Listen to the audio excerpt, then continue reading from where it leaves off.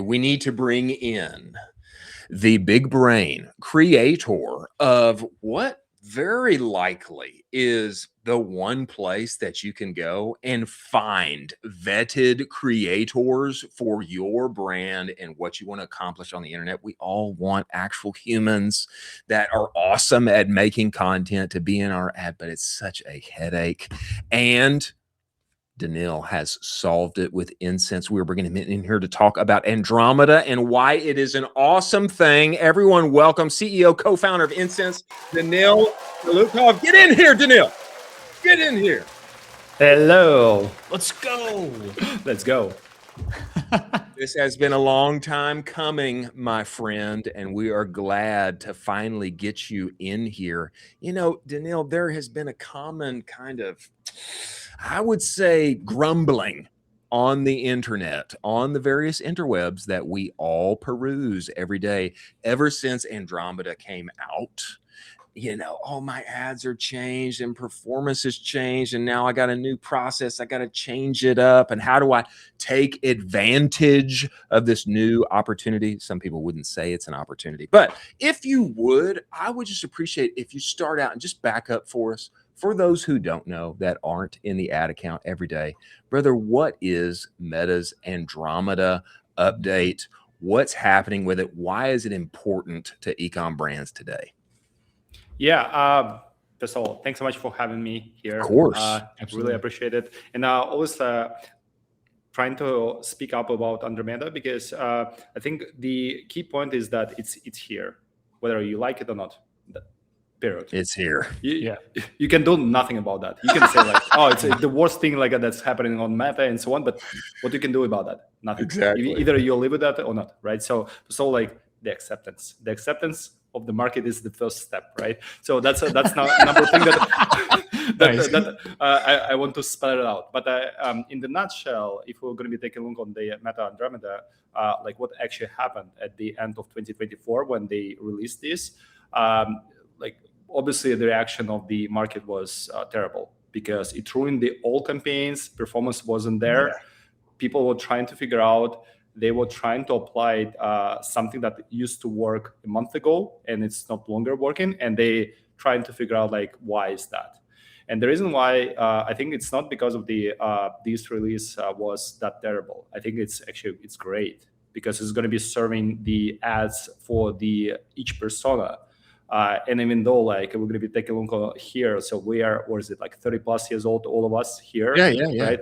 But the personas are different because people like different things. We have different interests. We like it in different places. So Andromeda serves the ads per the persona, whatever the location. So before of that, the way how it works, the machine learning that ads business of Meta has been using it was about the 35 to 45 years old male based in the US with a broad interest, right?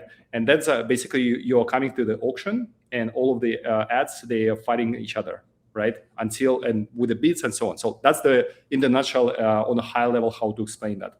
But with the new release, it's not longer about the broad interest group of people, but it's more about like more tailored within this group of 35, 45 years old male based in the US with this interest, who they are. Yeah. Right. So, and right now it's more about like, here's the truck driver. Here's the office manager. Here's the whoever, right? So in that case, like they're trying to split these groups like within and running this auction within this group of advertising. So what they're trying to do is just to serve the better ads for each persona that is presented. So in that case, it's going to be more relevant. And in that case, obviously the conversion should be going up because for truck driver in the same group of people, the advertising that they're going to be showing might be way different from the office manager here in Manhattan, like working in Wall Street. Yeah. Right? So it's going to be just a different approach, different things that is going to be appealing. So that's why what has been changed is that you need to produce those cases for each persona. Yeah. See, it's complicated and it's costly because you need to produce a lot of content. You need to also identify who is these personas. So yes, you need to do like more work. But in the result, if you're doing this properly, then you would be able to win every persona across the the entire ad set. So that's in a nutshell like the way how the Andromeda works on a high level. Obviously, Taylor Holiday will explain it way better. Nice. I think the points that you make are the very real practicality that marketers and founders and agency operators are seeing is that, hey, we got to accept it. It's reality. And what this means now is that creative is more important than ever. And we can't just do iterations of ads. We need to have completely different angles, be truly creative, diverse, so that, you know, we can reach all of the 30-year-old males who are in the various places who have completely different interests. And you have to enter in through those various angles. That, you know, I think my guess is that we probably have much better targeting or ways to reach those people in unique ways than perhaps we would have before. We're forced to make those truly creative, diverse ads. But why is this good for everybody inside of our business? Because, I mean, everybody's having to work harder. What's the good on the other side of being forced because of Andromeda to make truly creative, diverse angles, offers, messaging? What's the good for the rest of us? Why is it good news? The good news is that conversions, right? So within the targeted group, if you would be able to produce the content that is going to be resonate with the audience and with the exact persona, so in that case, the conversion is going up and you're going to be winning this auction, right? So to be able to do that, yes, you need to do more work. So it's about the creative diversity, because what has been changed also is that before that, you can produce one content with a UGC creator and then changing the only hooks, right? So it was an easy play, 10 hooks, 10 different videos. It's not longer the game, because Meta is going to be serving this ad asset as the same. So basically, every ads is going to be pretty much the same, because nothing has been changed drastically. So and in that case, your ads is going to be depreciated at all, right? So it's basically you waste your time. So what is good? Yes, you need to bring a lot of diversity within each persona segment. But then if you would be able to do that, then you're going to be winning the auction. And anyway, my point is that it's already here, right? It's here. Coming back to the acceptance, it's already here. Right. So we need to understand how to work with that. That's right. We talk a lot on this show about Quince, and Quince just raised at a massive valuation. They did. They've been on an absolute tear. We found out that they are an Insense client. You're absolutely crushing for them. Can you talk about how you guys have worked with them, how they've been able to execute? I think the correlation between the fact that they're a client of yours and they're absolutely crushing right now is something to look at. Could you talk a little bit about the execution behind that? Yeah, absolutely. And for those people who never heard about Quince, first of all, just Google it. It's a high quality essential brands. Yeah, it is. So nice. First of all, congrats the team who totally like this. It's totally deserved. Like the team is crushing. I think it's one of the kind of brand, because they are entering pretty hard market to win. So a lot of players, legacy players, but still they're winning. So congrats. But they use the Insense to find the right personas for their ads, because that was one of the challenges for them, as many brands, to really realize like what's the persona and what kind of the persona that is going to be treating like the best for each segment, right? So that's something that we team up with them and trying to just spread it out. Okay, here's the personas that we want to serve and who is the best creators for this content, right? And then it was more like a pilots promoting luggage rather than everyday traveler, because everyday traveler, every single brand in this category is going to be doing the same, right? What they were trying to do, it's a pilots promoting luggage, which was really different approach from the market. And I think that's also the example of how the Andromeda works right now, because you need to always to find the different angles and concepts. That's for each specific persona. So in that case, it's kind of like a boosted social proof that it's actually works if the pilots are appreciated, because you never realize that, but the pilots are the most travelers in the world. Yeah, it's a great point. It's a great point. If they got all the use miles. that, basically like that's already legit, because they Yeah. know how luggage is important, right? Like, and how to carry the things on an everyday base. So in that case, like what we came up is definitely using the model UGC. And to my point, it's not model UGC. It's not about producing 10 hooks and that's it, and the same video. It's more about you need to produce a lot of B-rolls. You need to ask for a couple of CTAs, and then you need to mix them in general, right? Like just to get the more variations of the same content, not kind of the same content, right? So they source 2 scripts, and then like hooks, 3 hooks per collab, and then just to fuel their creative library for testing. And that was a big times winner for them. Wow. Yeah, I like this detail, Danil, because I think it's just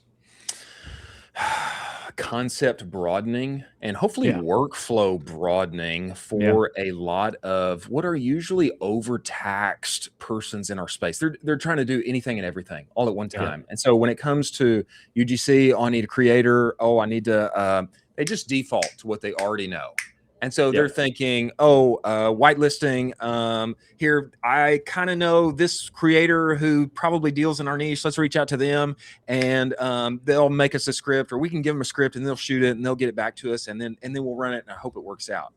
But that's not 2026. Yeah, it's not 2026. It's 2021. 2023, like tops. Nice. Nice. And I think this approach of, hey, let's think about this modularly. Yeah.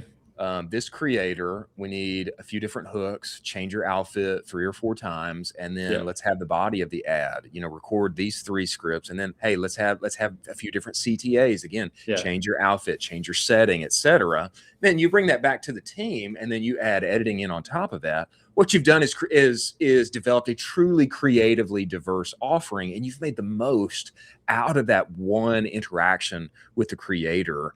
I think this is, I mean, it's the path. It's what we all need to be doing if we're not already. You think that's fair? That's totally fair. And moreover, I think it's also about the creatives, because they would be burn out like much faster. Because again, you're putting them into the auction within the much smaller group than before. So in that case, it also makes that either this creative, some of these creative, they might be evergreen. So just to remind you, during Black Friday, Cyber Monday, all of these gender holidays, never turn down your evergreen. Never turn it off. Never turn it off, because it was still the mistake that we have facing so many times with some of the brands, right? Anyway, but to the point, yes. The creative velocity, I think that's one of the most important things right now, is just making sure that you're going to be producing enough creative, and it's going to be diverse. Because if you're not producing this and feeding the Meta engine with those creatives, then you're going to be losing the momentum, and then your competitors is going to be stepping in, and it's going to be much harder to win the audience. Wow. Talk to us about partnership ads, Danil, because I just hear this everywhere about how it's become so crucial for the now inside of Andromeda and the reality that we're all in. And I think there's a ton of brands where, I mean, it's like a third or even half of all of their spend is going toward partnership ads. Tell us about what that looks like, why it's different from whitelisting, et cetera. Yeah. So partnership ads is the official whitelisting by Meta, right? So starting from that. So I remember the time where we were one of the first companies, like from tech space, who launched the whitelisting as the concept, when you would be able to connect to Instagram accounts of creators through their Facebook page, right? And then running the ads on their behalf. So we automated this process back in 2017. That was the that was the idea, and we were always like pushing for this, and we found a lot of success. And sometimes the ads, same creative, but coming from the influencer and coming from the brand handle, it's outperformed by twice or by 3 times. It was like phenomenal results in many ways. But Meta is stepping in there because it was really hard to get those connections from the influencers if you're not using the automated solutions. And also, it was a lot of questions about the legal and copyrights, and creators were like warning how to revoke the access in case that something is happening. So Meta actually stepping in and build the partnership ads, which is the official way how to whitelist influencer handle directly to your ads manager and then running the ads with that. The main difference between the old whitelisting and the new partnership ads, I mean, a part of this, it's official, supported by Meta, is that with the partnership ads, when you're running the ads, it's not coming only from the brand business manager account signals, but it's also consuming the signals that is coming from the influencer account. So in that case, you basically combining the both audiences and then serve it much better than before, right? That's number one. And secondly, because of the way how it works, it's you can showcase the influencer and then you can check that it's a real person, engaged with the product, probably posted organically about this product. So in that case, it's naturally increasing the trust to this concept. And I remember when we were discussing with Meta being the official partners, beige partners for years, that they were launching this alpha version back in 2022. So we were one of the first 3 companies who actually built this API back in the days. Danil. And the problem, but it was great, right? Like Meta is approaching you, selected you as the trusted partner to build that. But then we built in 2022. And then we started pushing this to the market and saying like, hey, we have the both old whitelisting and new partnership method. And like people were like top marketers, media buyers. Some of them you might know, even though like I wouldn't bring them names. There were some just like, why do we need these partnership ads if we have whitelisting? So it took like 4 years, like 3 years until it's there. But I think it's not because of the marketers, but also because of the Meta heavily invested into this concept, making sure that it's going to be working and then making sure that it's going to be serving better in ads. So that's why those brands who are not leveraging partnership ads, you're losing a lot. I think the ideal combination of using the partnership ads, it's the model UGC plus partnership ads. Because what we've been observed that some of the brands, I can whitelist this influencer. So I'm going to be hiring the whatever like top influencer, creating one piece of the content with them and then running ads. Well, that's not going to be work. The problem is it's just a one creative. So that's why exactly. And I think that it's still the problem is that so many brands, they're stepping in, finding the creators with the relevant audience because they see that in Instagram creator marketplace or Insense, we're also pulling this first party data directly there. But the problem is that it's not about the only organic audience that the influencer has, but also about the skills to produce the content that's going to be serving in ads, because organic posting and ads is quite different thing. So, that's why, like, we truly believe that it's way better to find the right creator, influencer, especially skilled with UGC production. And that's kind of something that we have built, and I think it's pretty unique on the market, that you would be able to find the influencer with the audience who is ready to do partnership ads, but they also mark that they have a skills with UGC production, and moreover, you can check their branded content portfolio. So in that case, you can ask this influencer to produce multiple pieces of the content, like 3 hooks, couple of call to actions, more B-rolls. You can post-edit them. You can request the partnership ads connection, and then you can run these ads, like partnership ads, with a multiple pieces of the content, and finding who is going to be the winner. Because this is the right way to approach. The boosting content with the partnership as just one piece of the content that has been published organically, I don't believe it's going to be work every time. Wow. That gives you much more shots on goal. Go ahead, Colin. I just as we're thinking through this, I am thinking about, I'm a 7-figure brand owner. I don't know how to run an influencer partner program. Do you have any brands? We mentioned Quince briefly. Do you have any brands where I need to be looking at these guys because they're doing it the best way possible? I need to be in their ad accounts. I need to be looking at every piece of content they're pushing out, because that's going to help me level up as that 7-figure brand owner. Yeah. Who's doing it right? Caraway. Yeah. One of the tops, Gruns, gladly our customer. Really love the team. I think they're doing really great. One of the brand that has been really have a lot of success recently that we've been observed is a Smile Set.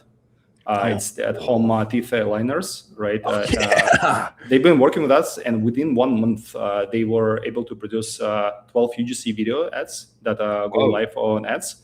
and the ROAS hit 5+X. Seriously? And has stayed there until right now. I was just double checking. So, and it was top performing creators, and ad reaching was like 5.8x. It was just like That's crazy. Something that opened up the eyes for them, like the way how you could produce this content using the model UGC style, because it's not about like 12 pieces of the content that is coming from 12 creators. So I think this is a good game, but it's more about like it's better to produce more pieces of the content with each creator, and then having more ready to use ads. So I think that was the winner.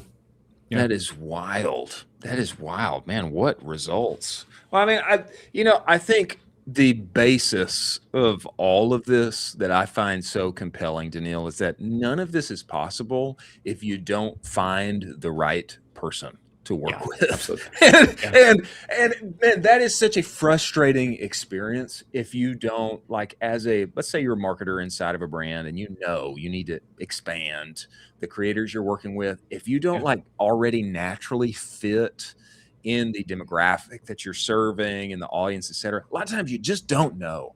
You just don't know. Maybe you got some idea, but to me, that's the basic good and wonderful thing about what Insense does is that I've got a full searchable place now where I can find who serves what audience, what they've done before, do they have UGC skills, are they going to be they're going to be able or used to doing modular creation together, all of this kind of thing. And this to me is the wonderful thing about what you do. I love this. I love this, and I think it's the future.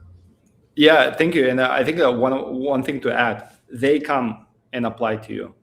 You're not chasing them. So I think that's how what is a lot of customers they've been named about that just applies the job and then having the applicants and would be able to find the right creators for that. Incredible. Whether it's including partnership ads or just UGC focused, but it's already a lot of heavy lifting that you don't need to waste your time. So it's more about like finding the right applicants, get it the deal, get it the content, test it out, and so on. But also we also have the managed service, which has been growing really well in the past couple of years.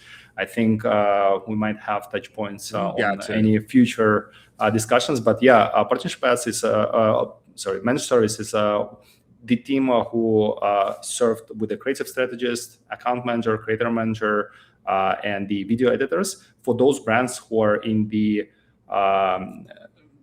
don't have the capacity, basically, whether they're not yet there to be able to hire their own creative strategist, right?